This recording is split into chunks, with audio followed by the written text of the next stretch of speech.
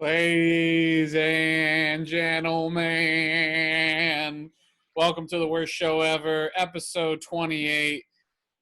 My name is Mr. Colton, and the lovely Sean Baker is here as well, ladies and gentlemen. Sir, thank you very much. Welcome to the worst show ever, episode 28. How's everybody doing? How you doing, Colton? How you sleeping these days? Jesus Christ. I don't want to talk about it. I spent an hour and a half on the phone with Sleep Number. The guy that I was talking to had so much, he was a supervisor supposedly, he had so much trouble operating his computer. Dude, there's got to be something there's got to be like a recording app that we could just start recording your conversations with these people, because I want to hear them. Dude, I want to hear them. You're somebody else's Aunt Joan. This is fucking, I am. This is the goddamn problem. I try to be nice and professional when I call these companies, you know, but after a certain point, I got to the point I said, because this is what I was trying to do. When I originally got that mattress, I didn't get the promo codes off that you could, right? So there's promos to get an additional like 150 off and shit like that. So I called to get that because why wouldn't you, you know? Right. You get more money off, why wouldn't you? Okay. This guy acts like he's doing me a favor by entering these promo codes. And I'm like, bro, all you're doing is correcting someone's fuck up, because I could have done this myself in the beginning. Right. And I told him because of this and because of the time to deliver it is taking much longer than expected. I mean, I could get a fucking match. I could get another mattress from Purple in like 3 days, you know? Right. This shit's going to take like 2 weeks to be delivered. I said I want something more to be compensated as far as shipping goes. Long story short, we're on the phone forever. And then finally I got to the point where I just said, bro, I want this off and I want you to do something about shipping. Otherwise I don't want the mattress anymore. And finally it just cut to the bullshit. But it's like, how long as a person do you have to stay on the phone until you just cut to the bullshit? You know, like, because there's a fine line between that. I feel like if you call a company and you cut straight to the chase right away, they're like, this guy's an asshole. I'm not doing anything for him, you know? So you kind of have to be nice to a certain point. But after a while, you start to lose your fucking patience, you know? Oh, it's Russian roulette every time you got to call one of these places, whether it's, bro, I mean, AT&T used to be the worst when I used to have AT&T. DirecTV sometimes was bullshit, especially, you know what, AT&T ended up buying DirecTV, and ever since that acquisition, the DirecTV customer service went to dog shit, just like AT&T. Yeah. All of a sudden, it's under the same company. Well, it's all about, it's like, okay, you hear the person right off the bat. So either they're an Indian dude with an extremely American name, and you're like, wait a minute. And my wife used to work for this company back in New York where when 2008 the economy crashed and a lot of jobs were let go, they all of a sudden decided to let a whole bunch of people go and then open up a call center out in Mumbai. So these people's names were like unpronounceable to Americans. So like they would just be like, Pa'u Shikaka. That sounds like Pamela. You're Pamela. Okay. And she just like, I'm Pamela. And you're like, wait a second. So either you're dealing with that, or you can tell immediately that the person's a bitch. You know what I mean? Just like an asshole, like right away. Yeah. Like, no, dude, just you gotta hang up and call back and just try to. It's all about the draw. It's about your attitude. It's about. There's so much to this equation. There's so much about getting shit out of people. And here's the other thing. Once that thing is delivered to my house, they don't give a fuck. They don't give a fuck at all because they know they have you, you know? Yeah. It's the initial sale before that thing leaves the fucking warehouse where you have the power. You could be like, fuck you, I'm not buying this fucking thing, you know? Oh, yeah. It's all your power.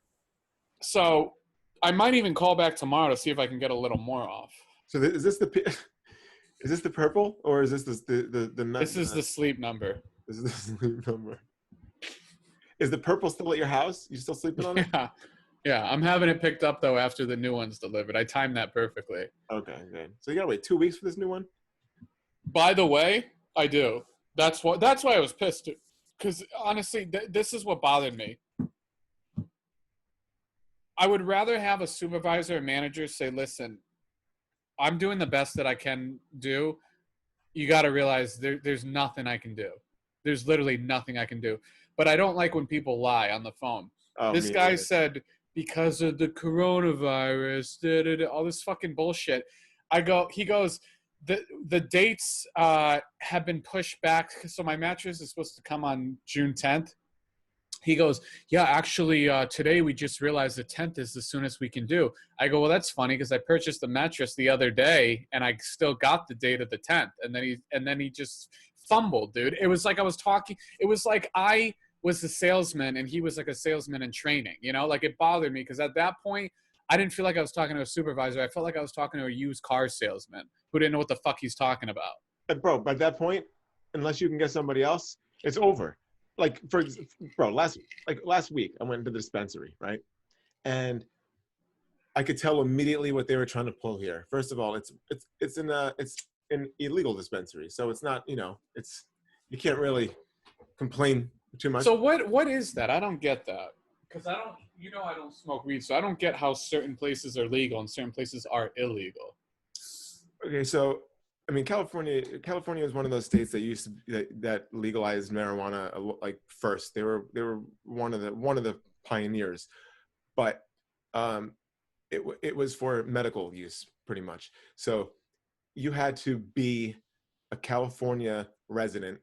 You had to show that you lived in the state of California with an ID, and then you had to be recommended by a doctor that says yes, and then they'll pretty much give you like a thing that's good for a year. It's called your rec, and then you get that for a year. Then you can go to dispensaries saying, hey, look, I'm a California resident. I have my note from a doctor. And then they say, okay, come on in here. That was never taxed. It was always straight cash. It was just the way that it was. So with that, dispensaries were just fighting for each other, competing with each other. This person has early bird deals. If you get here at this time, it's happy hour. All that shit. It was really good, very competitive dispensaries all over the place. But they would get shut down. Certain ones, for some reason, I guess the state, a lot of these would just pop up and operate illegally. But then what happened was a couple of years ago when the law changed and it became a recreational state. I remember the people in the dispensary saying, bro, this is not a good thing. And I'm like, what are you talking about? It's great. And they're like, no, bro, because right now you're coming in here and you're smoking and you're not paying tax. You're not doing this and you're not doing that. You're getting great deals. He's like, but all that shit's going to change. Once this becomes rec, you're not going to be able to touch it. You're not going to be able to do this anymore. You're not going to be able to get any good deals. The prices are going to be this. The tax is going to be insane. I'm like, what? Oh, man. I'm like, no fucking way. So that law changed January 1st. I remember I went to the dispensary like the next day or the day after just because it was time to re-up. And I couldn't believe how many people were there. I was like, Jesus Christ, look at all these fucking people. And then I went in there and I got what I would normally get. But bro, they were trying to charge me like almost double. And it was all taxed, like state of California this, California that, California this. I'm like, Jesus Christ. I left. I was like, fuck this, I'm leaving. And I just left. And I haven't been back there since. Only because other dispensaries still operate the old school way. It's just out of a trailer in a parking lot somewhere. You know what I'm saying? Yeah. But that trailer's there and you go in there and you get your shit. But you don't have to pay tax and you don't have to, and they're all over the place. It became a little bit more strict. They even used to advertise on Weed Maps. So I'm like, how are you guys running an illegal operation and you're saying on Weed Maps, which is an application that you can download for your phone to pull up dispensaries? How can you be, but a lot of these places just get closed down and then they move to another location. Yeah, they just don't give a fuck. Yeah, and then and what happens? They get a fine or do they get arrested? I think, I don't know, dude. One time, this place that I used to go to got shut down. I went there one day, and then the whole plaza was closed off. And then eventually, the whole plaza got shut down. It was under the same owner. The owner got busted running the dispensary, the barber shop, everything else in the whole dispensary went. Dude, you just went to go get weed one day, and all of a sudden, there's police tape plaza. on the plaza. And you're like, no, I'm not over here anymore. But then you get a text and it's like, we have moved. And you're like, all right, I'm coming. And you just come back and they're like, hey, how's it going? You got a reward system with them and shit every time you get a certain amount. You know what I'm saying? So it is what it is. But yeah, but dude, back to what was happening. It was one of these illegal dispensaries, right? So they can pretty much do whatever they want in there. And, you know, I think one of the benefits of going to a legal dispensary is that when you're looking at like a lot of like the vape products and a lot of those are like knockoffs, cheap shit, and maybe that's where people are getting sick, you know what I'm saying? Maybe that's where people are getting fucked up. But the legal dispensaries are only dealing with like the most reputable sources, and you know, you're getting really good clean products from them. They're like guaranteed because it's government, and kind of the government's taking tax. Right. They're just trying not to kill anybody. Where the illegal dispensaries, they're the ones who will give you that hit of wax before you leave that we were talking about in the other episodes. They don't. Oh, those are the illegal ones. Okay. Yeah, the illegal ones. They don't do that shit at the legal dispensaries. But anyway, at the dispensary last week, I walk in there. The first thing I notice is how low on weed they are. I'm like, God damn it, they've got like nothing. Holy shit. So they've got one shelf, you know, one display of sativas, another one of indicas, and then all different kind of levels. So like premium, and then if you premium sativas, premium indicas, and then like top shelf, and then like it just gets lower quality as you go down the shelf. I could tell that they were almost all out of their top shelf stuff. So what they did was like, yo, we still have a lot of this mid-grade and low quality shit. So let's just put that in jars and then put it on those high shelves and try to make people buy that shit for those prices to make for the same price. Yeah, for that same price. I'm like, so, and bro, they like on the top, instead of having like 15 jars in one display for sativas, they'll have like 8, but 4 of them have like this much left in the jar, and they spread them out like 3 on the top shelf and then like 2 on the bottom shelf in between, and then 3 more on the bottom, whatever, just to make the whole display look like it's full. But bro, wait, and this is the legal or the illegal? No, the illegal. Okay. So bro, I'm there all the time. I said to the guy, I'm like, yo. I said to the girl, young girl too. These people are just they're young. They're just fucking little kids, you know? So I said to the girl, I'm like, hey, I was like, would you be able to ask whoever's in charge if you'd be able to give me, so they also have one kind of weed that they charge an outrageous amount for. For some reason, they just put this on like the highest level. It's not, but for some reason they do. That's why no one buys it. That's why it's still there. So I'm like, hey, can you give me that for these prices, for the price that I usually pay? Right. And then, so I said, hey, would you be able to ask whoever's in charge if they'd be able to give me that for the price of this? And she goes, well, I would just be asking myself. And I was like, okay. That's such an asshole answer. That's such a fucking asshole thing to say. So I know what she's talking about, but I'm like, all right, well, what is that supposed to mean? She's like, well, I'm in charge. And I was like, oh, okay, cool. I'm like, so would you be able to, yeah. Oh, well, I got a question for the manager then. Like, well, would you be able to give me that? Because I didn't want to disrespect her by saying, hey, I didn't want her to think that because for some reason that she might think that I'm not thinking that she's the manager. You know what I mean? I'm always like thinking about what these fucks are thinking, because you know, I don't want to offend any of these assholes, especially when you're trying to get weed from them. So, you know, so she starts off with that asshole answer, and I'm like, okay, well, would that be possible? Can you do that? Since it kind of looked, you know, and then she's like, you know, she's like, no, blah, blah, this and that. This is how much this is. And I'm like, all right, well, I'm just asking if you'd be able, because I see what you're doing here. You know what I mean? And I'm just kind of, and here's the thing that's kind of fucked up, is that like, I'm really cool with a couple of the other girls that work there, to where I know the shady games they play. Bro, sometimes to fill the shelf, they'll just, like, if they have a bunch of Blue Dream, they'll just pack it in different jars and label it Orange Crush, Blue Dream, and then something else to make it look like they have 3 different types. It's all just the same kind. I know what the fuck they're doing. And a couple of these girls, we have this discussion all the time. Like, we know, you know what I mean? Because I'm like, oh, that looks good. I'm like, oh, that's the same. And she's like, yeah, it's the same. I'm like, okay. But I've never had that discussion with this girl. So I don't want to start saying to this girl, well, I already know what you do when, you know, you know what I'm saying? Yeah. So it's just in a weird situation. So I'm just trying to call her out a little bit by being nice and just saying, hey, this and that. And then she just starts getting so offended, and that's where you just know you're not gonna fucking win. You know what I mean? You're not gonna win. So I'm just trying to say, I'm like, yo, just, you know, and then I said to her, I'm like, yo, I said, only, you know, I come here all the time. And then she's like, well, you know, there are a lot of other people that I see in here too. And I'm like, again, not the right way you're supposed to fucking, I'm like, you know what I'm saying? Like, and I also come in here a lot when you're not even here. That's not the fucking point. The point is, like, I said to her, I'm like, yo, there's a lot of dispensaries like right down the street. And she's like, yeah, well, and I'm like, and then she's like, well, you're asking me to hook you up, and I'm not going to hook you up. I'm like, I'm not asking you to hook me up. I'm like, okay, you're trying to sell me that quality for this price. So if you're going to do that, can I just buy it down there so I get more of it, you know? And then, bro, it's whatever. We ended up getting into this thing, and I told her, I'm like, whatever. She was trying to escalate it. I didn't want it to get escalated because I like this dispensary. I just don't like her right now. And then I was like, you know what? I'll just take that. And then the next time I come in here, I don't ever want you waiting on me again, ever again. And then What'd she say to that? nothing. She was like, fine. But then, like, I came in the last time I was in there, and she was there, and she waited on me.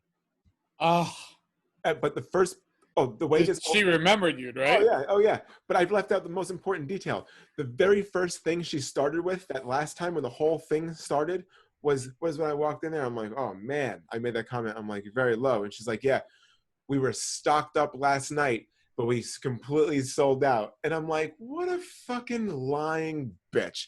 You didn't stock up last night and sell out in the middle of the night. I'm at this dispensary probably more than her. You know what I mean? I know when stock up, and I see that stock deplete over the span of like a week and a half. I know when their cycles are. Don't tell me that you just stocked up overnight, because, dude, that's when I was like, I can't have a conversation with this bitch because she's a liar. You know what I'm saying? Just like you with the mattress. Speaking of liars, we got Texas Whoa. Dan in the house. Whoa. Howdy. He just got off basketball practice with the Space Jam team. That is what I look like I did. Saying hi, Tank. Look at that. What is that, like soy sauce? The Thailand beer. Oh. Repping that soy sauce, bro. God dang soy sauce. Shout out to our sponsors, Sigha. If you need soy sauce, gluten-free soy sauce. If you need extra sodium soy sauce, shout out to Cigna. That you thought they were an insurance company, but they're repping the soy game. Sigma bought Sing Hi, and now they do soy sauce and alcohol fermented soy sauce. I think we should sell medicinal soy sauce to people. CBD. Dude, it's goddamn humid in this state. It sucks. How are you guys hot or what? Yeah, it's not really. It's pretty comfortable, actually. She don't get human here, Chris. Yeah. Dude, it just like light switched. It was like fine, and then today is just like super humid and gross. You're dressed for it, bro. Did you shave your chest hair? Connecticut. Dude, you're it looks like when you move, you're going through a time warp. Look at the graphics. Yo, I wanted to show you guys this thing. Just because, Colton, I don't know if you heard about it. This was on the local San Diego news. This guy broke into a Wells Fargo bank. Did you hear about this? No.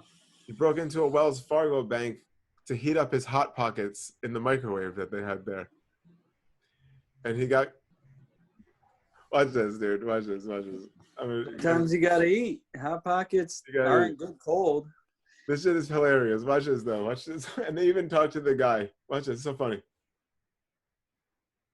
Bizarre break-in at a Wells Fargo in Choiasview. Our 10 News breaking news tracker was there as he was being taken into custody. The man explained to us that it wasn't the safe that he was after. It was the bank's microwave. You did that for a Hot Pocket? Yes. All that for a Hot Pocket. You broke into a bank for a Hot Pocket. Hot Pocket. For a Hot Pocket. Was it worth it? Hell yes, worth it. Yes, worth it. A Hot Pocket? Hell yeah. It's when he sings the Hot Pocket song that really kind of grabs you there. He has not been identified.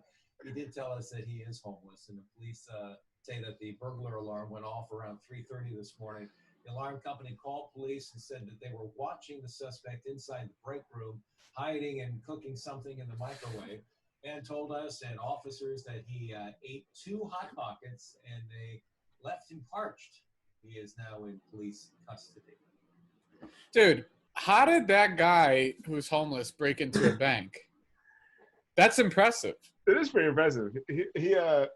He went into the bank. He went right into the break room. Dude, when I first heard that story, I was like, no way. That guy just using that as an excuse because he doesn't want to go, because he's trying to like lessen his sentence somehow by not being an attempted bank robber. Dude, if anything, he's trying to get in jail because he's fucking homeless. What's impressive is how much he got done in that small amount of time. Like he got two Hot Pockets. He broke in, made 2 Hot Pockets. You can't microwave them at the same time. You got to do them separately. Takes at least a minute to 2 minutes, and then a minute to 2 minutes to cool off because it's like molten. So it's like 10 minutes right there. Nobody showed up. This guy's sitting there eating Hot Pockets. Yeah.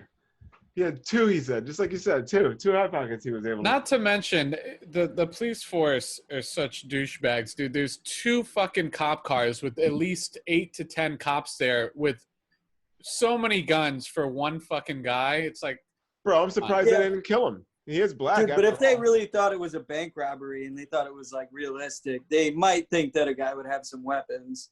This guy had 2 molten lava Hot Pockets he was going to throw at the cops. what are molten lava ones? They're spicy?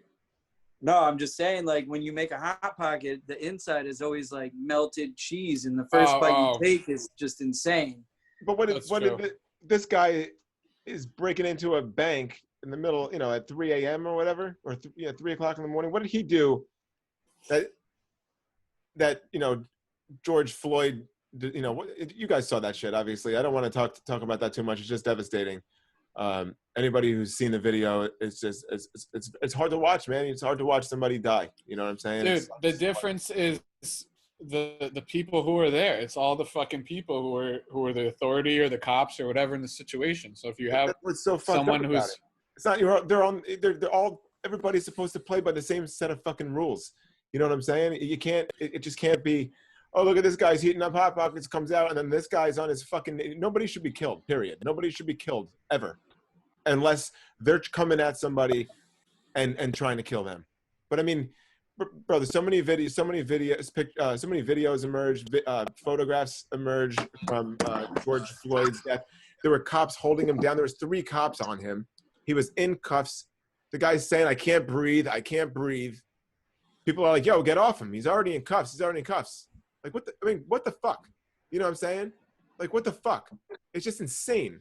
But this guy celebrated holidays with his family, growing up, friends. I mean, this guy has a life. He had a future, and it's all taken away from him because some fucking dickhead. I mean, what the fuck? That's the thing that bothers me. Why didn't this asshole's on his neck? But why can't the other cop be like, "Yo, get off his neck. Get off him. We got him." Why did any of that shit happen? Especially when people are saying, "Yo, get off him." Why the fuck didn't that happen? It sucks. I think that there's a lot of people who have authority throughout the world that shouldn't, and it just boils down to that. And I don't know. I mean, it's one of those things, dude, that it's kind of pointless to talk about because nothing's gonna change. I saw a comment that literally was the only thing that made sense when people are commenting on social media, and one guy was like, "Just move to fucking Canada. We don't have these problems," and it's true. They don't have those fucking problems in Canada. Hey.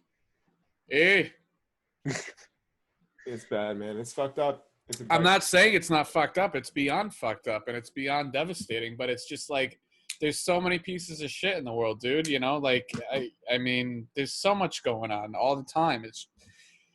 It's fucked up, and I don't know.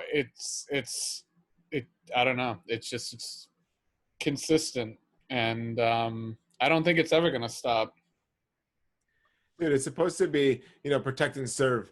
And the thing that, do you remember just a few weeks ago that officer who got fired? He was sitting he was sitting in his police car. He was all suited up, and he was just kind of saying how, "Yo, these guys can't just give you these orders. These are against your constitutional rights. Don't let them take away." Look, a lot of the things that guy was saying was really accurate and kind of like making you wake up a little bit. Like, yo, this stay at home order is if you're thinking it's a little bit crazy and they're taking too much away, they can't really do that. You know what I'm saying? So he comes out and does this, and I get that he used his profession as a platform, and that's the reason they let him go. Whatever. Besides that, the one thing that he kind of said also in that video that really stood out to me is that the distrust in the police department right now is the lowest it's ever been. He said it's only going to get worse. If this shit just keeps going on, it's just going to get worse. And it's supposed to be protect and serve the citizens, but the citizens aren't even trusting them. And dude, the thing is, it's like, I couldn't even imagine what it would be like to be an African-American living in this country. I can't. And when I see this shit happen, as mad as it makes me, I can't even imagine. There's a whole nother level of what I'm missing because I'm a white man. You know what I mean? So I can't even imagine. I see it and it's disgusting. Another thing that is a little bit disgusting too is watching some white people talk about you almost trying to use this as a platform for themselves to be like, hey, look how unracist I am. You know what I'm saying? Like you see a little bit of that. Like, shut the fuck up, some people. Step back a little bit, white people. You know what I mean? Like you will never understand this issue. You never. But as much as we can try to do something about it. But what can you do? You know what I'm saying? It's like when you're seeing people above the law abuse and go above their badge and kill people and the badge. So what? They lose their fucking jobs. Big deal. They lose their fucking jobs. Something better happens. You know what? Nothing happens, dude. And it's the same fucking cycle. So what needs to be the counterplay? People need to start going against the police, and then are we going to have this war where it's the people versus the police? I mean, that's the system that other man was warning us about in his video that got him fired. You know what I'm saying? It's a very, very shaky ground right now, and it's a very fucked up. It's just fucked up from all perspectives, man. I have police officers in my family, so to think that all police officers are fucked up is not an accurate statement. Just to think that you can't. But you can't help but say, oh, fuck the police. You know what I'm saying? Because a bunch of bad eggs seem to expire the whole group. So it's just a fucked up thing, man. It's crazy. I think honestly, if there was better mental health help in the country, because there's so many fucked up people in the world, and then especially fucked up people that go into the police force or the military, and then dude, they're the ones with the fucking guns. And it's like, I mean, we know these people personally. They're beyond fucked up, dude. And it's like, you have a fucking gun? Like, what? Bro, it's like, dude, it's insane. It's literally insane. But if you had better mental health, you would know, okay, like, just because I'm in a bad mood, I can't murder someone. But that's the fucking problem, dude. And it has nothing to do. I don't know. That's why I don't even get involved with it, dude. I don't get involved with politics. I don't get involved with racial debates or sexuality, because at the end of the day, I don't give a fuck. I'm too busy worried about a fucking mattress in my own world to get involved. I mean, you raise a good point too, or people getting involved on social media and making it about themselves, dude. I fucking went to 7-Eleven and there's some homeless kid. I mean, maybe he was just some piece of shit in Pacific Beach asking for money, or he was homeless. I don't know. But either way, I gave him money, and I didn't need to fucking broadcast it, and I didn't need to advertise it, and I'm not saying it now for bragging rights, but I can't stand these fucking assholes with the YouTube celebrities, and they have money from YouTube that they don't know what to do with, so they give it to the homeless, and then they make a video of it, and they get more following and more money. And they're like, oh my God, you're so nice, you're so brave. It's like, fuck you. Why don't you do that without making a video of it? I know. But that's the thing that's fucked up, because like I watched this one asshole, he walks by and he's like, how much, he walks by to like some like old woman in like in a fruit stand or some shit in the hot weather or whatever. And he's like, yo, how much money do you make here all day selling fruit? And she might be like $150. And then he'll give her like $200 and be like, all right, here. Or take the whole day off, give this to your friends or family, whatever. And then the viewer's like, oh, what a nice guy. It's got 2-point-something million views on it, and he just got paid more money than he just fucking donated, you asshole. Yeah, He's still making money off of this shit. If he was a real nice guy, he would have done what Colton just did and not told you about it, even though you just told us about it. So you're not even. Or if he fucking really cared, he would have gave that bitch fucking $500,000 because that's what he would have made in all the views, you know? No, who cares? Tekashi 6ix9ine. He cares. I remember before he got arrested, he went and found his mom in Mexico, and he was just dropping so much money on that list. He goes to all these people he doesn't know, and he's just giving them stacks, briefcases full of money, and they're just sweeping up dog shit in a fucking farm, and then he walks over with a briefcase with like $5 million, and they're like, fucking clown-looking asshole with tattoos on his face. okay, not to change subjects so much, but Chris, you were the one that talked about Big Ed on 90 Day Fiance, right? Yeah. Dude, Sean, you have to watch that. I just watched. I'll send you the link. It's the recap of the whole story. So wait, so each episode, it's not just Big Ed, it's other people, right? Yeah, there's like a few couples that they go through their journey. I actually haven't seen like the episodes with Big Ed. I've only seen like memes and things online with him. Dude, but he's outrageous. You can't make it up. You cannot make this up. Wait, so what were you watching today, Colton? The actual episodes, or what Chris has been watching? I watch. No, it's someone made a compilation and put it in a playlist on YouTube of all the clips with this guy, and I watched like 40 minutes of it, bro. He wants to marry this Filipino girl, right? I'm gonna watch this shit, so don't fuck it up for me. I'm just setting you up for it. Okay. He wants to marry a Filipino girl. Mm-hmm. Right off the bat, he lies to her. He said he's 5'2", which is not even bragging, but he's really like 4'11". And he's that's a red flag at first. You know, always people are always lying. So if they're like 5'2", you're like, oh no. And he's from San Diego, and he's a photographer in San Diego. Oh, no.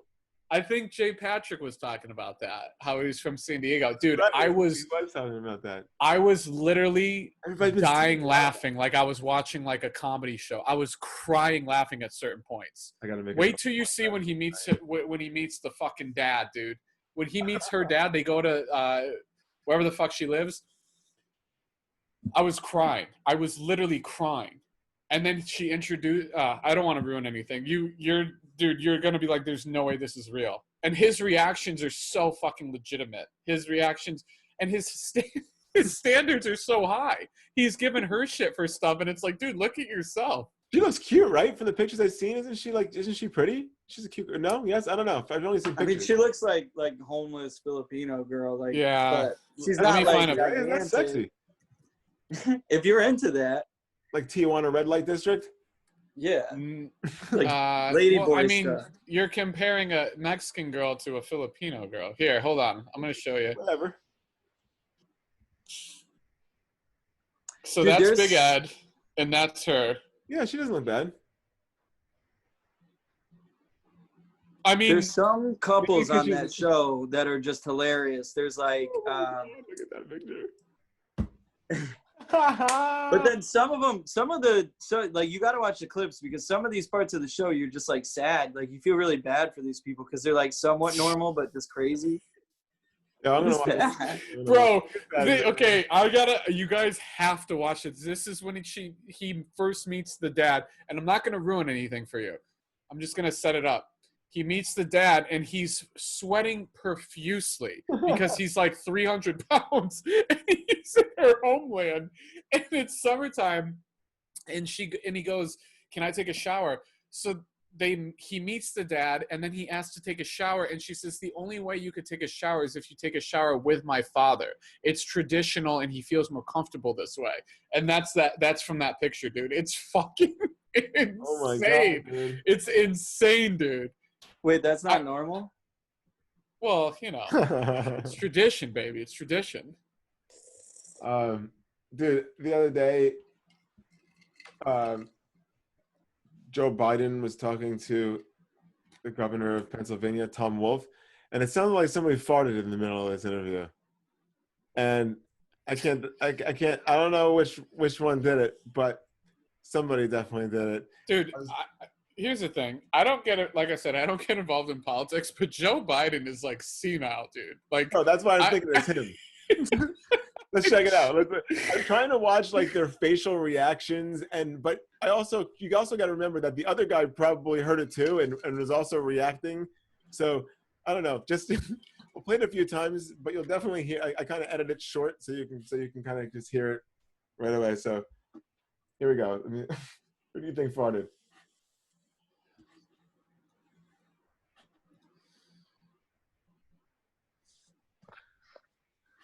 You don't have to cut those teachers and firefighters, police officers, and cut critical healthcare programs or stop work on roads and bridges. So what does the human cost of lack of state and local fiscal relief look like in Pennsylvania? Did you guys hear it? You don't have to No. You hear it, listen? Yeah, not at all. It's in the. That's what you're listening for. You don't have to cut those teachers and firefighters, police officers, and cut critical healthcare programs or stop work on roads and bridges. So Right there. what does the human Stop. Listen. roads and bridges? I don't know. Or stop work on roads and bridges. So what? You hear that? Healthcare program. So on our end, and people probably watching it here, the same. It just sounds like someone's moving like tape or like a material. It doesn't sound like any ass cheeks flailing. Oh, It sounds like a queef. on my end. More farty. Which is pretty funny. I thought it was Biden. I farted on Biden. True story.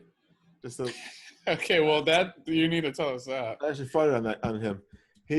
I used to work at this restaurant in Manhattan called Sarah Beth's. I'm even shouting it out, and it was on Central Park South. And sometimes a lot of celebrities came in there, so it wasn't weird to see weird, like kind of abnormal shifting and shit going on. Did Sarah Beth ever come in? I don't know. I don't think I've ever seen that bitch. Maybe once, but he came in, Joe Biden. But I didn't know who it was because the Secret Service was coming in first.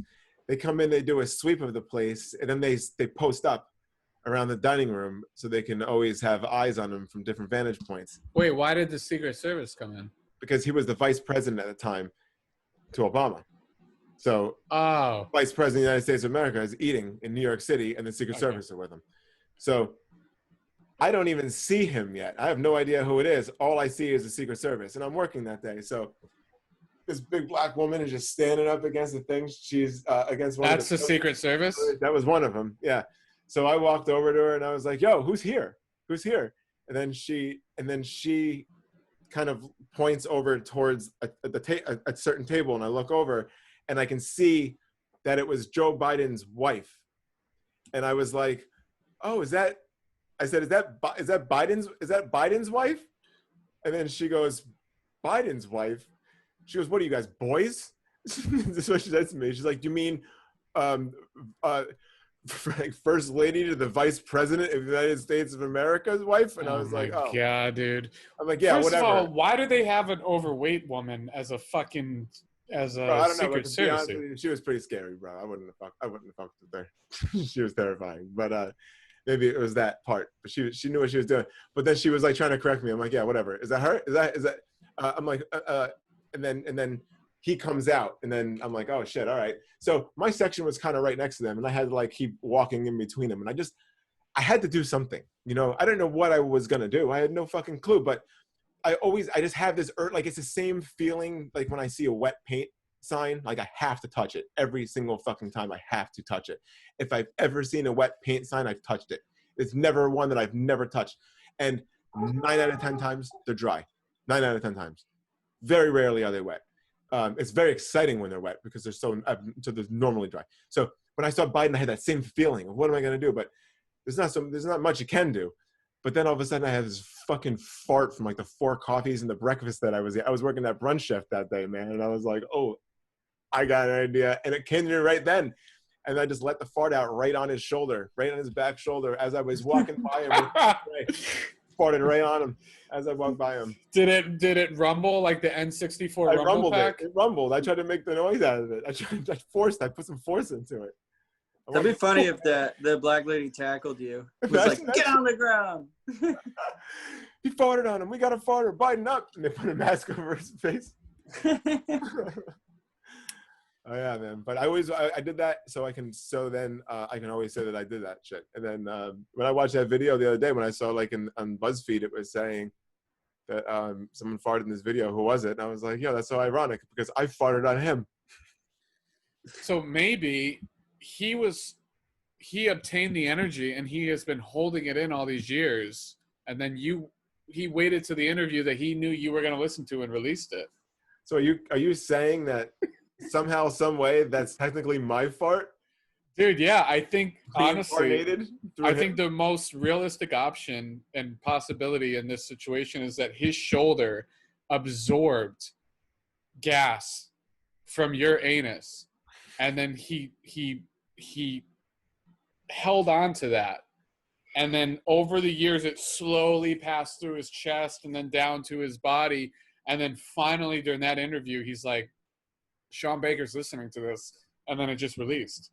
Dude, it's a possibility. Did I think yours sound like his? Could you imagine if I was running for president and I'm making statements like that? Dude, the person who's our president have made more outrageous statements than that. What are you talking about? It's insane how little these people actually know. It's just it's outrageous, Dude. especially when there's like an epidemic or something, and then every governor is forced to speak out loud on like a pedestal in front of everybody else. You really realize what's going on in this country, and I mean, surprises that things are going the way they're going. my personal belief is that the president has really no control over the country. They're not the one calling the shots. But if they were the one calling the shots and in charge, there should be a team of like presidents. Should be like 5 or 10 people. There shouldn't be one fucking person that has the whole goddamn world on their shoulders, and it's like, what do you think? And then it just goes. Whatever No, the fuck. especially when they don't know what the fuck they're talking about. But that's why it's all Major bullshit. issue. That's why it's not real, dude. It's all fucking set up to think it. I don't know. I don't want to get into that. You know, it's so much deeper in so many different directions that you're right on every aspect. You know, with the two-party system, dude, the way that Twitter works, the reason Twitter is so shitty is because one person can say a dumb statement, and then it's basically like they're throwing it into a ring, and they're like, all right, fight. And then now everybody's like, wow, over that dumb statement. But Yeah. In real life, you can see that statement just came from a dweeby 11-year-old boy who hasn't even hit puberty, and he's talking about like a sexual issue that has something to do with something intelligent. Not from an 11-year-old fucking kid. And you would just look at that kid making that statement and be like, and that's it. Yeah. But on Twitter, it's the same words, and you don't know who's making it. That person's hidden behind the avatar, and it just becomes a fucking playground for hate. And that's why Twitter, to me, I think, is just the devil's playground, bro. And it's just when you create sides, one side and another side, those two sides fight. And that's what happens when you have this shit. When you have a Republican and you got Democrats, those are the two major political parties, so they're always fighting. So, yeah, you have the president of the United States, who is the face of the country. You're just playing the role, playing the face. That because you're playing the role, you do have a little bit of say in what's going to happen. And you definitely have certain rights, like, you know, access to that fucking nuke key. But also, it's just a battle of trying to get shit done. You work hard for 4 years to get things to overturn that the other president did for his term, and then that's all you're doing. You're just going back and forth, not getting anything really accomplished, but just overturning everybody's political issues. It's bullshit. Yeah. I was going to ask you guys, because I thought about this in the beginning of the episode. What we need to do is to realistically bring back the chat roulette segment. We need to find, and I don't know if this is possible, but an extension through the Zoom app that when we screen share can blur a portion of the window.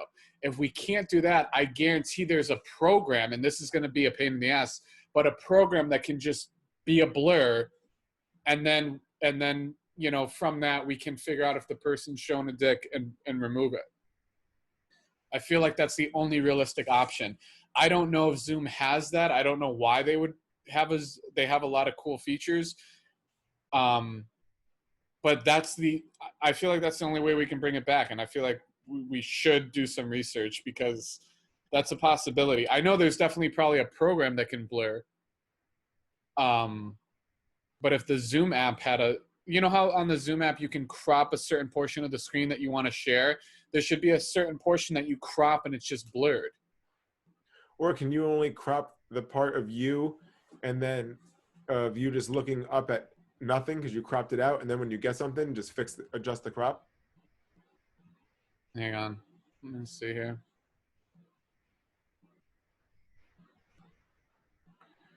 Chat, disable attendee, show names, panel, optimize screen share for video clip, stop live stream, annotate.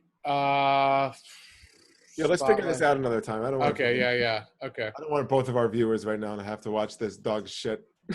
Oh, and I got to piss real quick. I was interested. Chris, you beefing up, bro? Beefing up. Hey, your No, arms this look is just swole, me. man. Yeah. Thanks, dude. I'm no Colt. Colt said he's out there finding gyms to go to, even though they're all closed down. Chris, did you get your green screen? Dude, I was telling Colt about the green screen story. So we were all like, order it from Amazon. It says it'll be there in 3 months, but it'll be there in 2 days. And I was like, yeah, bullshit. It won't be here May 25th. I waited till May 25th. It never fucking showed up. And that was 3 weeks into the 2 days that I thought it was going to take. So here it is, May 28th, and now it says June 15th. So I don't think I'm ever getting this thing. I should just cancel it and try to get a new one. Where is it shipping from, though? It's got to be shipping from like South Africa or something. Yeah, because I know Crazy. South Africa has a huge green screen factory. They do, dude. And That's where shout most out to of our them- sponsor, Signa Bear. Signa Premium Import soy sauce. If you want to get a little Gluten buzz free going, soy. get a little high, do a little Signa, and those soybeans you'll feel it up to your brain. Oh man, I can't wait for fucking comedy to start back up, bro. I'm dying here, and I know that it's starting. ACC is the first club in town to actually start back up. They're doing two mics. They just did one on Tuesday. They're doing another one tonight. Yep. It's weird that they were able to kind of get passed as a restaurant. Where don't you think the Comedy Palace probably would have been able to get passed as a restaurant, since they're actually got a full menu and are a real legit Greek restaurant? Like that could be 2 clubs that are open while we're waiting, and Madhouse too. Madhouse is a restaurant, and the Comedy Store is Popcorn Bro. That's a restaurant. Wait, so they're So we open them having all. like kind of shows at like while people eat, like, and everybody's outside and 20 No, feet they apart. do them on stage, but Yeah, but what kind of Chris just brought up a good point. They're like, oh, so you're a restaurant. So if comedy clubs aren't allowed to open up, right? And not in this stage yet, but restaurants are, isn't it kind of isn't it weird to be serving food at a place that you're not even allowed to be, that's not even allowed to be open yet, because it's not even considered in that stage? dude, nothing makes sense, bro. Nothing makes sense, dude. It's I'm insane. telling you, I'm Nothing working out at a gym that you would think is like what's that prohibition era? What was it? Speakeasies. It's like a fucking speakeasy. You have to bang on the door. I'm in a secret group text. You gotta Got a let secret pattern. Boom, boom. bro, you boom, gotta boom. let the person know when you're there. If someone's there, they let you in. Inside it's fucking amazing. It's But it- great. You would That's like my dispensary, dude. yeah. Except they keep the prices the same year round. Yeah, you $200 a month. How much are they trying to charge you? It's fucking ripping you off, bro. Well, You come over and use my Bowflex for $100. I know, dude. My sister is dying to get one of those. She's jealous that you got one for so cheap. She's like, dude, they're like $1,000, the cheapest fucking anywhere you go. cool, I bro. don't. Chris, did you hear that? What do you wait? You got like the original Bowflex, like 95 Dude, Bowflex, or like he got this thing that's in pristine condition from some fucking dipshit for $150. Bro, check this. yo? Some people just want to get rid of shit though. They don't I know, care. They're like, dude. That's "Screw the this." thing. Yo, check this thing out. This is what I just bought on Craigslist for $150.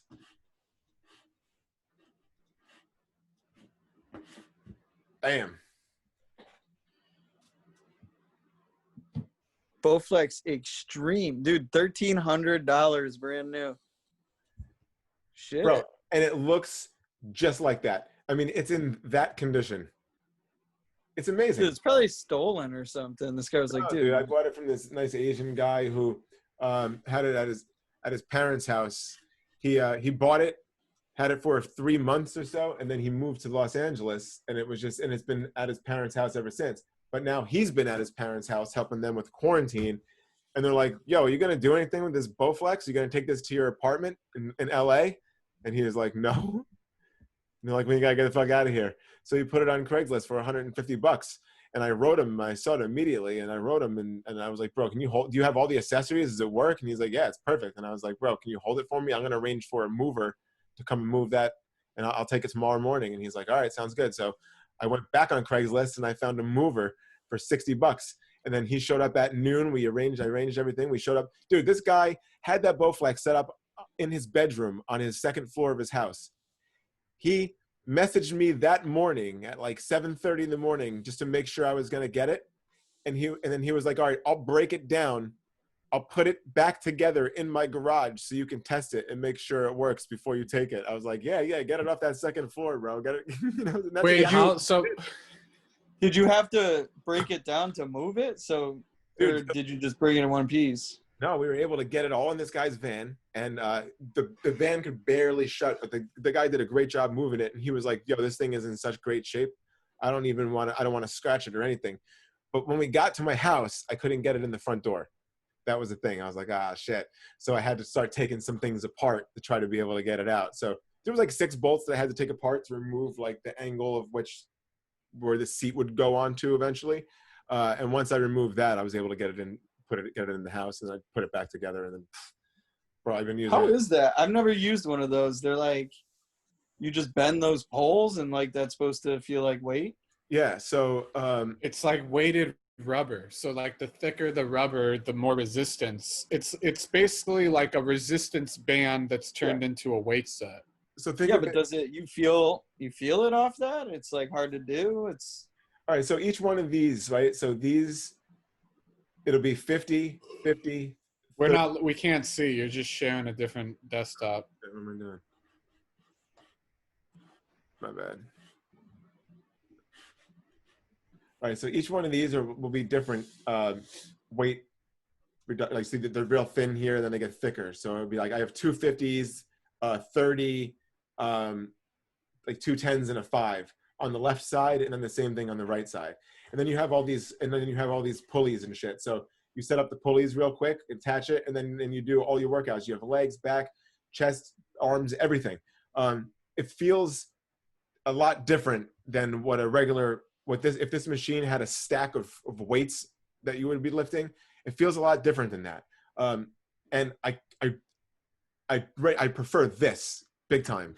Only because, dude, like I'm not a big dude. And I'm tall and I'm thin. And when you look at different body types, I have the ecto something, whatever. It's just tall and thin. And for me, like when you see short, stocky dudes and they're just bench pressing, it's like they're just short, heavy reps, and they're just building and turning beastly. Bro, my arms are so fucking long and gangly that like I can't handle that. Like my joints and shit, trying to do big weights.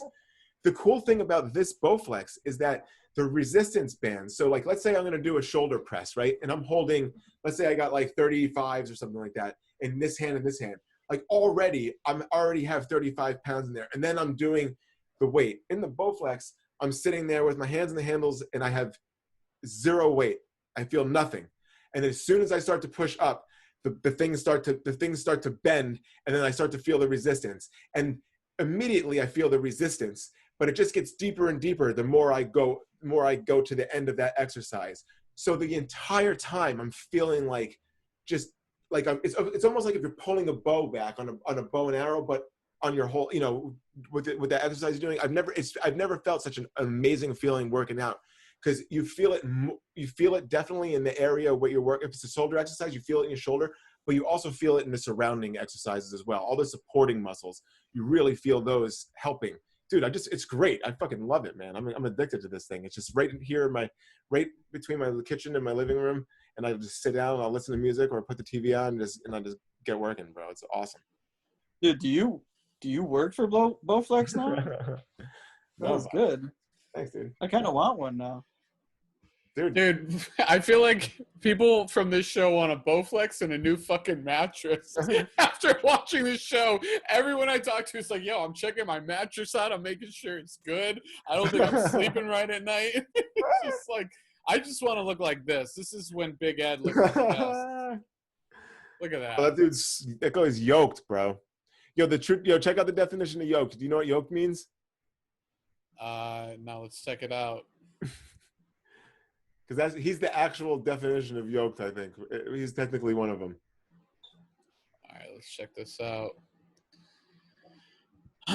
By the way, shout out. I know we forgot to mention this. Shout out to Bart Sampson. Yes, Bart. If it wasn't for Bart, none of this would be taking place. And Bart, we really appreciate it. And also to our sponsor, Cigna. You guys used to do insurance. Now you do soy sauce. Some people switch their paths in lives and follow a different path. Always conquer your dream. And their dream was to no longer do insurance. It was to conquer sauce. So shout out to Cigna. Antibiotic-free, gluten-free soy sauce. Yep. You could smoke it. You could put it up your nose, have a little party in your brain.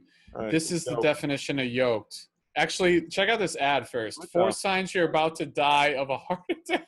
That's If you have that you've been if wearing your your socks are for too too long. That old man's wearing kid socks and he's had them on for like 3 weeks without changing them. Look at that thing. But you know what? Shout out to Aunt Joan or Joe Harpy that would click this ad and then be texting the whole family that I'm having a heart attack. All right. Go Definition back. of yoked. Read it out loud. Oh, you want me to? Okay. To be in a state of extreme muscular fitness, derived from either the word yoke, a wooden beam placed between 2 testosterone-filled ox. What? I don't know, dude. What the fuck are you doing? Dude, this is why we can't go on Urban Dictionary, because it doesn't even Get make out of sense. Get out of Urban Dictionary. Get out of there. Dude, that motherfucker's yoked. He must be on roids. That's from Billy Bob and April. Hitting the gym and working your ass off for as long as you can in the attempt to see improvement in a short period of time. There's a hot tub party tomorrow. Let's get yoked for all the babes. Does that fit it? Sean, what did you think it was? I saw a couple definitions that were saying that you get so big that you lose your neck. So like you're one of those guys. That's yoked. So if you still have your neck, you're not technically yoked. Dude, he has a disorder. That's why you can't see his neck. I think he's just too short. Like everything just got kind of squished together. Here it is. Here it goes. Ready? Here goes. To be yoked means you could deadlift a lot of weight and you've paid your iron dues. It also means you have traps but no abs. The downside of being yoked is that your neck looks like it doesn't even exist. Finding shirts to drape across those beautiful traps and shoulders can be difficult. Dude, you want to see yoked then? Check out this guy, Chris Benoit. Look at he's got no fucking neck, dude. Look at the size of his traps. Yeah. I thought this was going in a different direction. I've seen bigger than that, bro. Come on. Dude, look at his son, Chris. His son looks just like him. Dude, he looks like a cracked out version of him. with Down syndrome. He actually looks like I don't want to say his name on air, but that guy. Yeah, that guy, dude. Big. Bro. Yeah. Check You this got out. that reference. This dude is fucking yoked. Jesus Christ. Look at this dude. Yoked. Bro, you keep sharing the wrong fucking computer screen. Dude, why does it keep doing that? It's called being too high, Sean. No, dude, look. Bam! Dude, that's not real. That's not No, that's not real at all. Why would you want to look like that? You look like an idiot. Example. Yeah, you look like Alien from Alien and Predator. But there are fucking bodybuilders that are similar to that. Like I don't know, it's crazy. But yeah, that guy, there's no way that's real. This dude, how about this dude? Look at this fucking guy. Where is this dude? Come on. This is what happens when you're running on the AOL dial-up. Yeah. Bro, that guy's yoked. Yeah. His traps aren't that. I figure his traps should be bigger. What do you think? Is this like a website on how to look like him? Is that How what to he get made? yoked up, bro. Look. Rob Timms. Dude, this website looks like it's a fucking a homepage. Remember in the 90s websites were called homepages? Yeah, this is That's right on what my this AOL home screen. I just logged in. I clicked the first thing that came up when I logged in. Welcome. Bro, look. You've got mail. I got up around 5 a.m. to exercise on the Bowflex SE in my living room. I deeply treasure this time. Midway into my 45 to 60-minute work. See, bro, look, I'm doing the same thing as him. He pours coffee. He sits up on the couch. Bro, I'm going to get yoked just like this guy. You're Remember? going to look just like that guy. Yeah, you're going to look like... Bowflex does. Or that's the guy... Wait, pull that back up. No. That's probably him. Oh, shit. Did you guys hear about this guy on the run that went to Yukon and like killed 2 people and then ran away? No. I did hear about that, yeah. His name is like Peter McDecklecker or something. I forget what his last name is. But I guess this kid, like, I don't know. I don't know the whole story, but I guess he like killed a couple people and then he was just like on the run. And they had like video of him like in various places and they've been trying to find him, and he was like in Pennsylvania and then he was in Maryland, and there's just like sightings of him all over the place, and they finally I guess caught him last night. But I don't know what's gonna happen next, but he's like accused of murdering people, and he was just like kind of free to go for a while. But like, dude, it's only a matter of time before you get caught nowadays. You got to use a credit card. You got to use a phone, like an ATM. Dude, you can't fucking. It's near impossible to. I don't know. I was pretty disappointed because I was all set up to watch the SpaceX launch yesterday. Were you guys gonna watch that shit? No, but Joe Harpy's been texting me about it nonstop. Why wouldn't you watch it?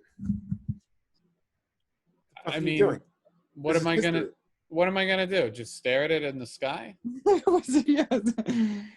No, dude, you watch it on TV live. This is a big deal. It's just. I'm devastated since the Challenger blew up, Sean. Okay. Look, it's crazy, but in 2011 is when they pulled the plug on the whole NASA thing, and they were like, "Fuck this, we're not going to be funding this shit anymore." And that's when you didn't see any more space shuttles. That was. What was it, Discovery? Was that the last one that took off?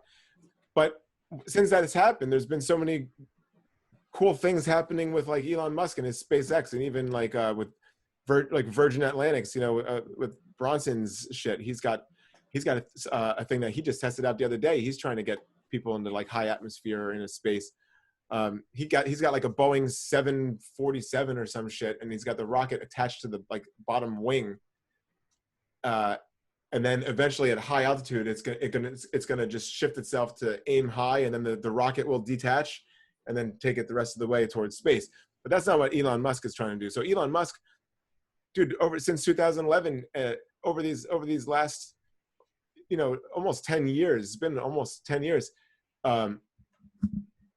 We've been seeing these rockets try to come up and then land on the pads, try to land themselves, and it's insane to see how far they've come. And it's now to the point where they're going to put human lives in there and send them to the International Space Station. So the International Space Station, there has been somebody on the International Space Station continuously. We send another astronaut there about every 6 months. We just keep cycling, switching them out. Unfortunately, the United States doesn't send its own astronauts up to the space station in the United States anymore. We have to rely on Russia to do that shit. So whenever we're going to send more astronauts to space, they have to go to Russia. And then I've never been to Russia before, but I know that the standards aren't the same as the United States. So when you're on a United States launch pad looking at the rocket that you're going to go in, you're probably feeling pretty good, knowing there's still a chance you're going to die. But when you're in fucking Russia, I don't know if you watch these YouTube videos about what goes on in Russia, but it's crazy shit, bro. Russia's like the Florida of like countries. It's insane. But even some astronauts have talked about how scary it is to just fly out of Russia on these Soyuz rockets. But because Elon Musk's Falcon 9 and these rockets have been so consistently productive. They're taking off. They're sending payloads into the space, and they're coming back down and they're landing themselves.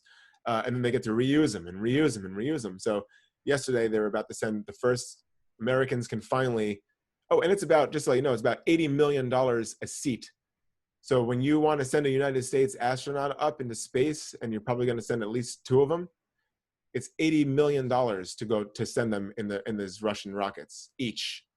So now that we're doing them here in the United States, it's going to be significantly cheaper and way more cost effective and friendly for the planet, just being able to use the same rockets over and over again.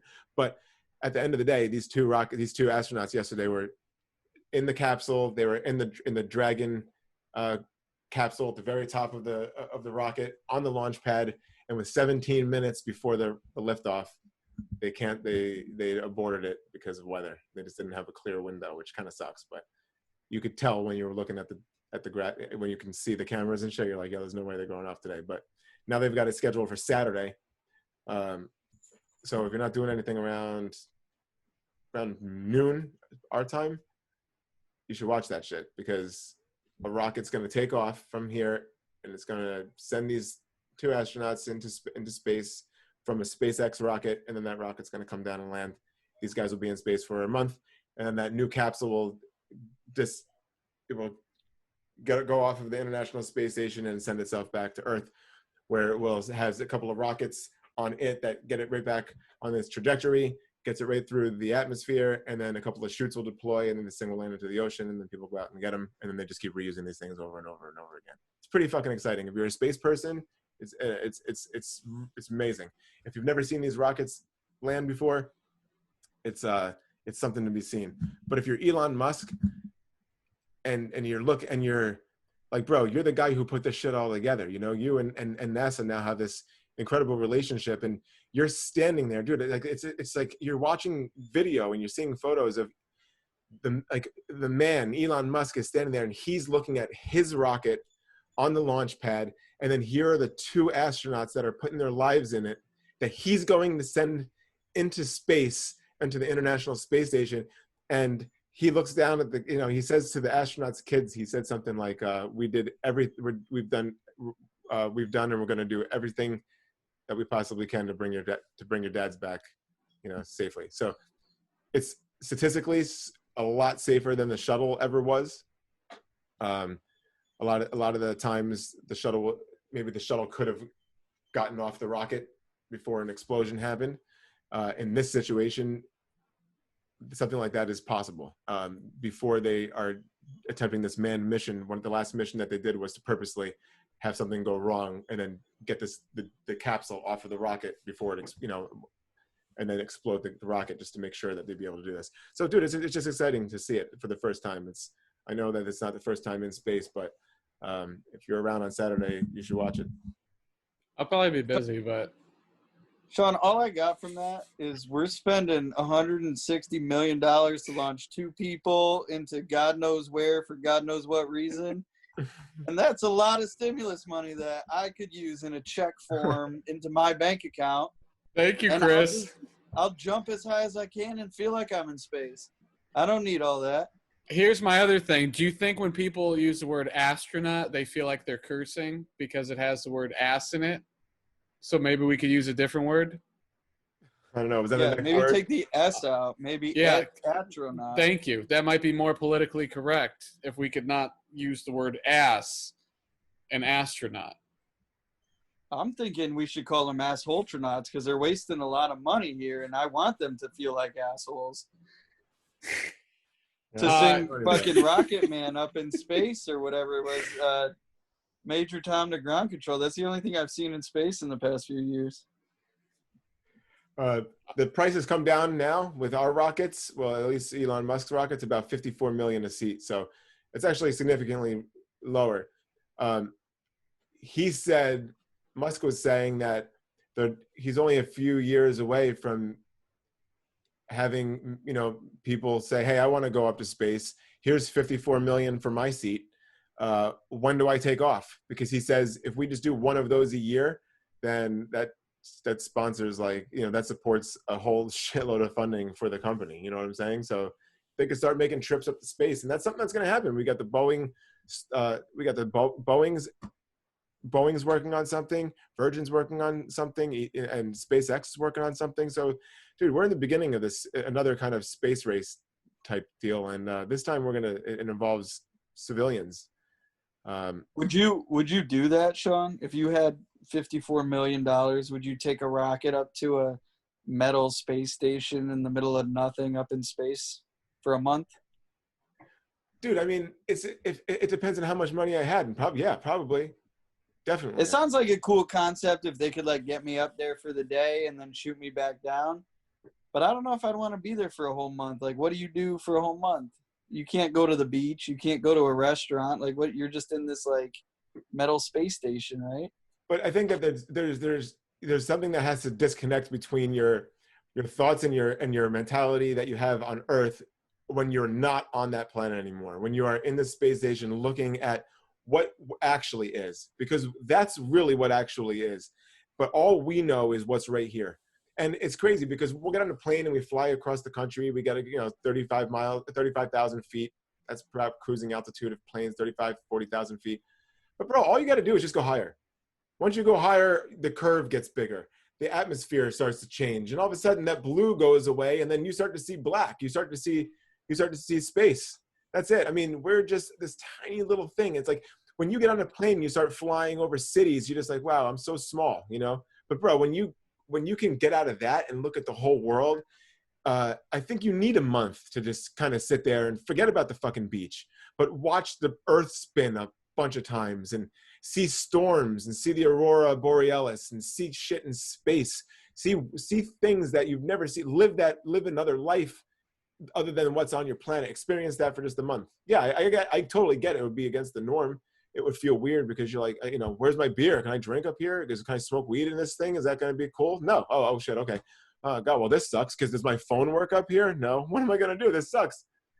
But I think to sit there and appreciate it for what it is and look out and see fucking Earth, it's got to be something amazing to that. And to see, and who knows what else is visible from up there. I don't know. I mean, it's just got to be amazing. Yeah, I agree with Sean, but I do want to raise the point. Do you think the word astronaut is offensive? Not. Astro. I feel like no. I feel like if I was up there, I'd be like in a constant state of panic that I could just die at any moment. Dude, I would be having a panic attack the whole time I was there. I wouldn't, my reality wouldn't be able to check that I'm like not on the planet Earth anymore. And I'd probably try to kill the whole crew because I would just be like, this is a dream. I gotta get out of here. Oh my God. But imagine you're just so high up that you're nowhere near anything and you could either float off into nothing or just come crashing down at any point. That would just bug me the fuck out that I was just suspended in miles of height from the actual ground and the only thing on the other side of me is nothing and you're just like, oh shit, fuck. I can't even sleep on an airplane, dude. When I fall asleep, I wake up and I have a panic attack because I'm like, oh my God, I'm in the air, and then I start freaking out and then I slowly calm down. So there's no way in hell I'd be able to go. You can't even sleep on a $3,000 purple mattress, let alone a plane. Zing. That's good. Yo, here's the thing. Here's a couple of quick things though. One, the International Space Station is in something called low orbit. So technically, it's not high enough to keep itself in orbit. It actually requires a little boost every once in a while to push itself back up into that low orbit so it can continue to stay up in the space. That's one. Two. Sleeping in the International Space Station is insane. I was watching a video and this girl was talking about how they get these little pods and they have like a half inflated blow up air mattress that they kind of use to sleep on, but they never actually sleep on it because there's no gravity. So she's like, sometimes I sleep standing up, but she's not even standing. She's just kind of floating up. But she says you don't even realize which direction if you want to sleep upside down, your blood's not being forced to the bottom of your head because you're not in gravity. So you don't even know that you're upside down, so you're just like, whatever. So they just grab the mattress and kind of hold it close to them and just kind of fall asleep on it. And that's and so, bro, I don't know. Sleeping must be super fucking weird in space. If you can't sleep in space, I mean, there's no, you don't have to rest your limbs against the gravity that, you know, like that Earth. That's why you have a mattress, because gravity is constantly pushing you down. You need something soft while you sleep. But if you don't have that at all, you don't even need to lay down, bro. It's crazy. Imagine like waking up in the middle of your room. You were just like, and you're like, whoa, shit, where am I? Bug me the fuck out. Sure would. Or if you're trying to make a move on someone and you're like, oh, dude, it's just his gravity. It's got us too close together, you know? The thing So that do they have a Bowflex on the space station, or does Two I of 'em. think resistance training would still work in zero gravity, correct? So yeah, actually, they do need to work out because their muscles aren't even supporting their own body anymore. So just like that normal, like on Earth, when you're just walking around living your regular life, like you're actually working out your leg muscles, supporting your body against gravity. But when you don't have any gravity, they're just going to shit. They're going to like atrophy. So you need to. They have like a couple of like cycling machines where you kind of like hold yourself down and just start pedaling on them. And then they also have this one machine that kind of like folds out because it's all about saving space up there. You know, the International Space Station is the size of a football field. I'm not sure if you knew that or not, but it's actually really big. And they have different compartments, Russian-owned compartments, the United States-owned compartments, and a European compartment. Canada has built a couple of robotic arms and some cool shit off of there. But dude, the coolest thing about it is like, so I was watching this video and then I was watching them be replaced. So this girl, they were up there, these astronauts, they were up there for 6 months, and then they know that this is their last day, that their crew is coming up. So that's where like, it's insane because all of a sudden through their International Space Station windows, they can see the rocket coming up from Earth. And then next thing you know, it's detached and then it's coming towards the International Space Station, which is traveling at 17,000 miles an hour around the Earth, but in an orbit, and this thing's kind of in that orbit, so it's kind of moving right next to each other, and then it locks up. And then when it locks up, and then that hatch opens up, and then human beings come onto the space station and like, hey, what's up, guys? You're like, what the fuck just happened? That was when it was like an even more of a reality that like, hold on, these guys are in space. And then these 4 other dudes just showed up from Earth in a rocket. And then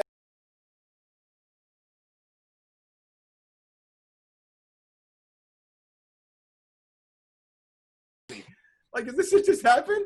Like, it was insane, dude, that's what's going on. Like, so to think that, like, you're the guy, Elon Musk, who built this rocket ship, and they've got this Dragon crew capsule up there, and these are the human lives that they're going to send up into this space station for the first time.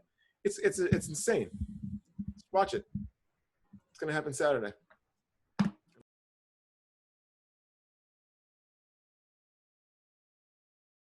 No, astronaut. Oh. What channel are they playing that on?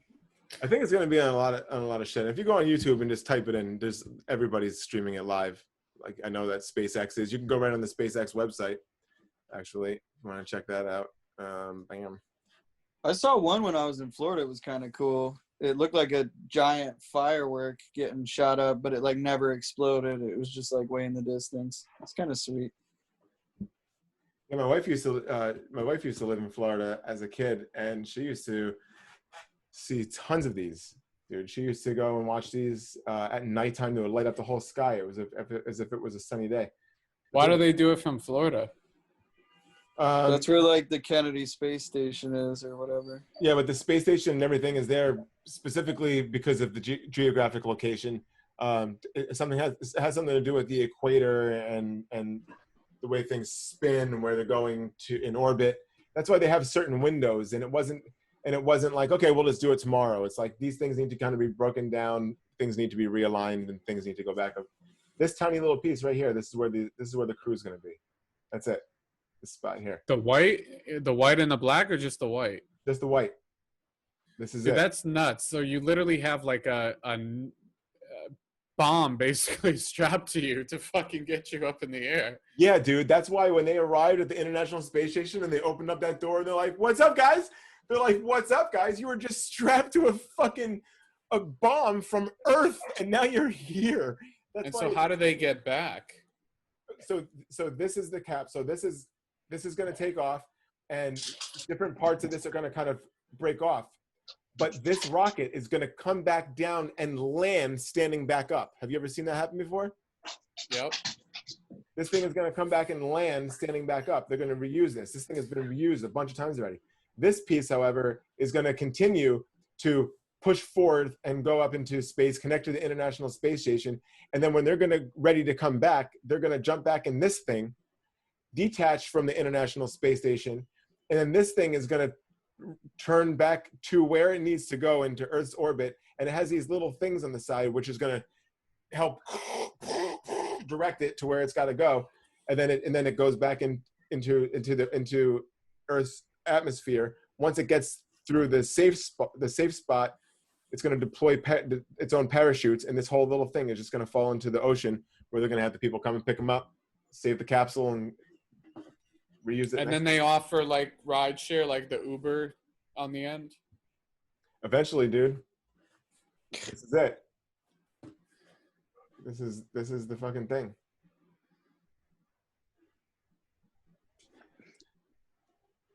Visits to the what? ISS? What's that? Oh, space station. Yeah. Pretty nuts, man. Looks comfy. Dude, even the suits are so dope. They had them like. So these are the new air suits instead of the boxy ones, the classic ones. Yeah. See, this is how it's gonna fall. It's gonna. So I'm confused. So is NASA merging with SpaceX? So the thing that when NASA decided to stop the funding and shit in 2011, it opened the door for other companies like SpaceX to say, hey, we're going to send something to space. So Elon Musk, I watched an interview that Elon Musk gave, and he was talking about how he could never be where he is with SpaceX right now if it wasn't for NASA. And NASA is super excited about SpaceX and its relationship with SpaceX. They kind of need each other. And that's what it is. Before, when it was just NASA, it was a space shuttle. Nobody was trying to look for anybody else. Once that ended and they weren't going to go space shuttle anymore, and they're going to Russia to send everybody up to space, it takes these companies to start pushing forward and doing shit. Now, look, man, they were not successful in the beginning. Their first launch was supposed to go up, and then this thing was supposed to come down, land on the pad. It blew up, and then it blew up again. One of them fell over, missed the pad, blew up again. And then they landed one, but then they keep doing it, and they keep doing it, and then they land another one, and they land another one, and then they land another one, and then they land a shitload in a row. But they learn from the mistakes, and they weren't afraid to make mistakes. And that was the main thing that the guy from NASA kept saying, was the thing that they loved the most about SpaceX is that they took a lot of chances, and they made mistakes, and they just kept going from their mistakes. They didn't just stop and say this is a failure. They just kept pushing from their mistakes. Now, this rocket just sends payloads up into Earth, into space, and then comes down and they use it again. Falcon Heavy was one of the most amazing launches that I've ever seen. Falcon Heavy was multiple rockets. It wasn't just look at the size of these fucking things. They flew this giant rocket 3 total times. They had 7 landings, and they reflew 4 of the rockets, which is amazing. Dude, this is the Falcon Heavy. This is the ship that they sent that Tesla Roadster up into space, and they launched it out into space, and they sent that up in the Falcon Heavy. I mean, this is some nerd shit, but it's this has 5 million pounds of thrust at liftoff, which is equal to approximately 18 747 aircrafts, 18 of them. But you got to realize that it's at when this thing is trying to take off is when you need all that thrust. The higher it goes, the less you need. It's the air's thinner and it's moving. But bro, the Falcon Heavy is insane. The stuff that there it is. This thing is in space right now from Elon Musk, dude. Elon Musk is just is the most unbelievable person I think on this planet right now. Not just for you're not screen sharing if you were trying to show. Okay, so this I'm fucking horrible with that, dude. Dude, you're just high. Dude, now look, here's the Falcon Heavy shit that I was talking about. Okay. Wow. Dude, that's the rocket. This is the one that sent the car. This is the one that sent the car to space. This is what it looked like. Has all these rockets built onto it, and then they each come down and land. I feel like this is one of those like buy a new car sites, you know, where like it like shows you the new car and like all the specs and stuff. Dude, well, you know what? Why wouldn't it's from the guy who also owns Tesla, right? So Yeah.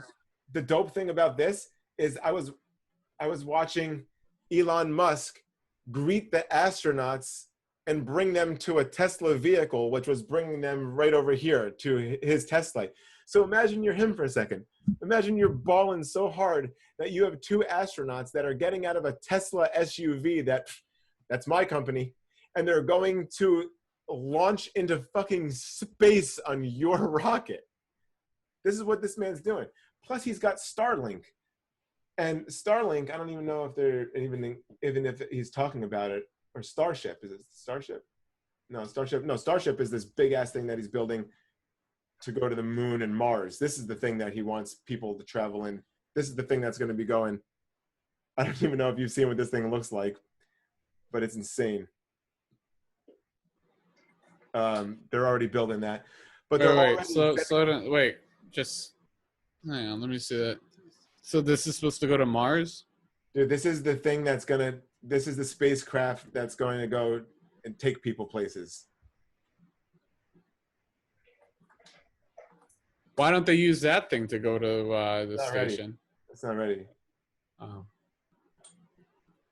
And Have you seen that movie with Brad Pitt where he goes? I think it's called like Stellar something. yeah, I think I know what you're talking about. No, Astra AD or AD Astra. When he was something like stuck that. in space and he had to come back somehow, it was pretty. That's what it was. It was AD Astra or Astra AD. Either one. It reminds me of that dude because he keeps going from like planet to different, maybe even galaxies. I don't know. But at one point, he's so fucking far from Earth. My mind couldn't process it because I was just like, holy shit, could you imagine being that far away from Earth? Like, I can't even imagine being on the moon. Imagine being like multiple planet lengths away from fucking your home planet. Dude, that's what's so insane about it. We're just like stuck right here, and like so many people just stay in their little small town where they're from, and like it's such a huge place. It's like there's your next mattress right here, bro. The Nectar mattress. No, Nectar's a shit brand. But this, Surfshark VPN. so this is Click on the link in the description and enter promo code 30,000 satellites. Mute the volume so we don't get flagged. yeah. This is the deal. This is what's going on with Starlink, and this is also what he's involved with, and he's sending these satellites up. There's going to be 42,000 satellites that are going to be surrounding our planet. That's going to connect the whole entire world with internet and all that shit. And we've already got a few thousand of them already up there. They just keep sending them up. So, okay, here's the thing, though. If you want to make life sustainable on another planet, start launching those fucking things to another planet. You can see it. This is what astronomers are complaining about, that you can actually see the Starlink satellites at night when the sun's reflecting off, when the moon's reflecting off of it, whatever, you can see it. I mean, look, man, as far as we know, we're the only beings. So if this is our planet and we're trying to make it as technological as possible, it requires this kind of shit. Don't satellites like not so often like, but they fall out of the sky and they fall down and like fall into the ocean, and then they go grab them. Something went wrong, or they just ran out of fuel or something. You put 42,000 of those up there. Isn't that going to happen like weekly, like everywhere?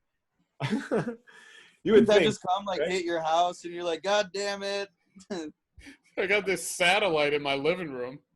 Seriously, like there's thousands up there now, but 42,000 of them, one of them is gonna hit my house. I guarantee it.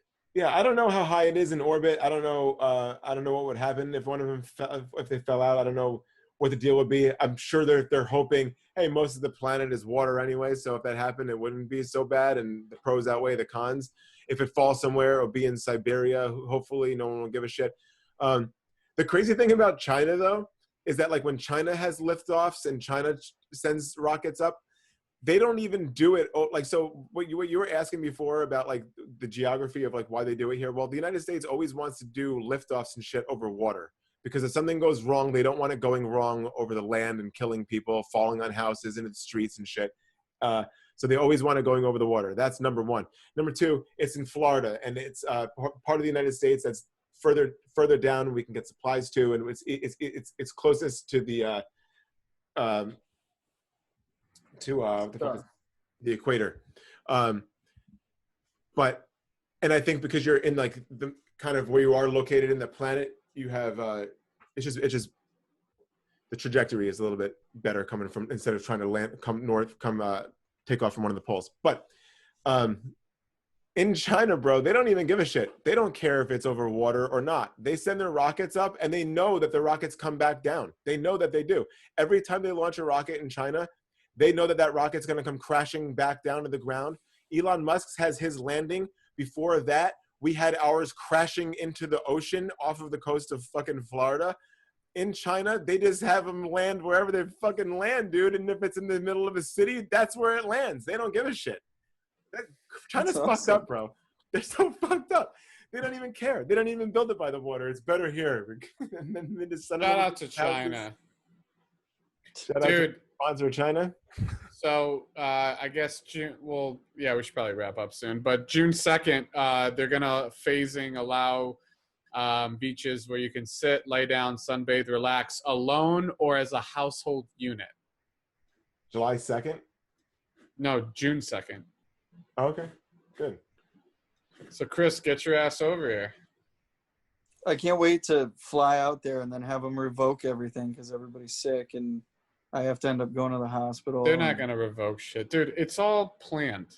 Everything is planned. There's a reason why banks deferred payments till June. Everything is fucking planned. With that being said, shout out to our sponsor, Cigna. They got the soy sauce with the moist sauce. You're not even close to saying our sponsor's name right. You're butchering it. Chris, tell us what it is. It's Singha. And you got to say it like that, Colton. Okay.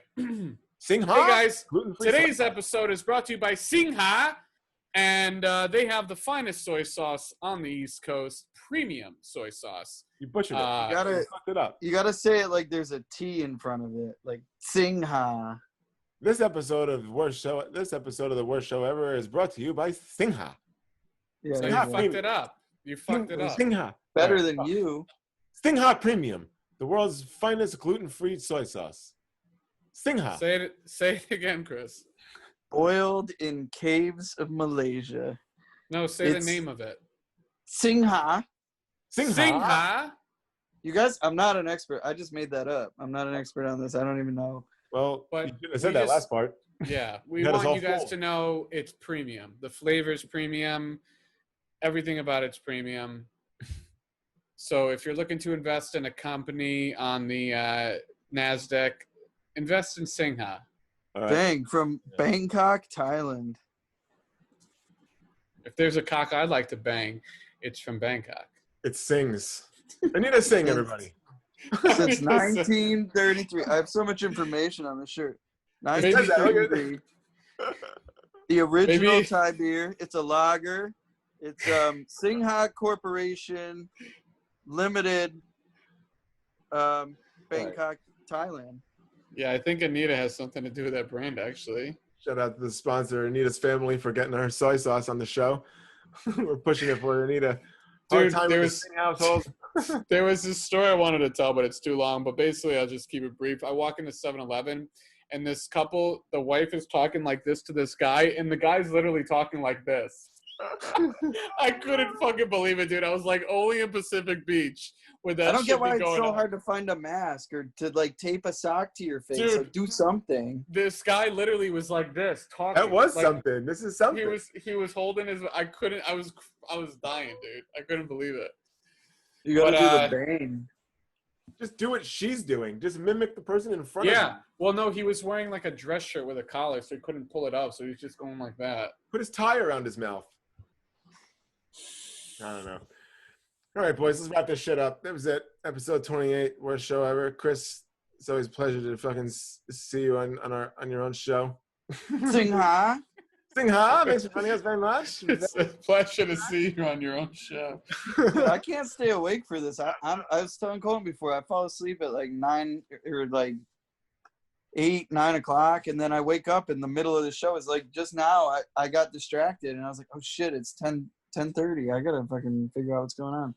Well, when the corona rolls back around as planned in the fall, we'll expect you back, and we'll see you as a full-time host again. Yes, sir. You To all can of our count on it. viewers. What's coming out of your head there, Chris? Yeah, what is that? A knife set? You I selling don't know. It goes away. Is I there a think knife it's- set above your head? No, it's behind me. I think it's the lamp. Oh, you're using the original background before we got hacked. Well, I'm using my phone because I didn't have my iPad near me, and I realized that I wasn't on the show halfway through the show. So I got right on it. But All right. Wait, you Yeah, thought you were on the show the first half? no, I realized it was 10:24, and I said, "Oh, I'm not on my show. I should go on my show." And then so I pulled out my phone. I said, "Let me just get on real quick." Because he was smoking that soy sauce. Smoking a Premium. soy. Premium. No, Dip your Yeah, blunts in the Sing Ha soy sauce. It's And hot in here. I was having Fuck you up. All right. Shout out to Bart Sampson. Sing Premium Soy Oh. Sauce. I You think guys froze for a second. computer froze up. Wow. We got to find a Blur feature. That's got to be our project until Sunday. Whether it's a program for the We'll figure it out. We'll get to the bottom yeah. of this chat roulette bullshit. We'll figure it out. All right, guys, let's wrap this shit up. Colton, give us a countdown. Guys, thank you for joining us, everybody. It's been a pleasure. Episode 28. We'll see you back here on Sunday for 29. Oh, there it is. It was the lamp, just Yeah. in case you guys were wondering. Oh, it was. Okay, that was bothering me. It was just this part of the It lamp. looked like a knife set. Yeah, like the handles. All right, go ahead, Chris. Go ahead. Colton. See you guys later. All right, 5, 4, 3, 2, 1. So the other day, I will. Why is his nipple? Oh, crispy stuff. Fuck out. Oh my god, you didn't even want to play that game. Crispy stuff. Fuck out. You're like, I'm not even gonna play this.